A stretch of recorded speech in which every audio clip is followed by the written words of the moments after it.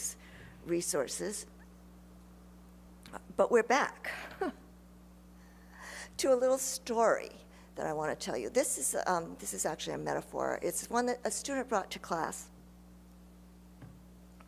that she learned from her Jesuit social justice teachers. In this story, you're standing in a stream, and babies are floating down the river, and it's an emergency, and you start pulling them out of the river. Oh my gosh. And you're calling other people, help, help, take this baby. And they keep coming. And you're trying to figure out, how are these babies falling in the river? Somebody's got to figure it out, but you can't get out of the river and go figure out what's happening because the babies are coming, so you're throwing. All right. And this is a metaphor for how hard it is to be a justice worker because everything's an emergency. You don't have time to think about broad structural causes. And schoolwork feels like this.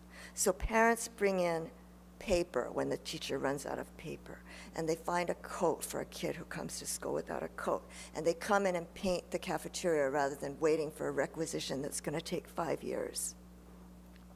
But we don't know how to confront a nation that can suddenly find billions to spend on war, but can't get a ream of paper to a classroom. There are at least 3 things wrong with the baby in the river metaphor. The first problem is this, how we cast this story. The rescuer is able-bodied, active, caring, has agency. The victims are babies, innocent, passive, unable to help themselves. In real, actual life, we are all both in the river and on the banks. The relentless current called injustice has the potential to sweep us all away. But we have agency to stop it. And learned passivity has made us believe that we can't.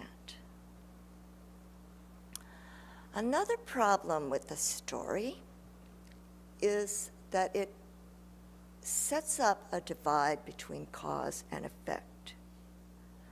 Well, should we go to the source and find out what's making babies fall in the river?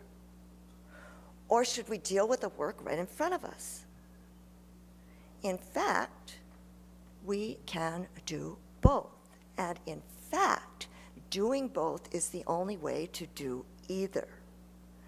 The PTA mom who's fighting for windows is learning about causes.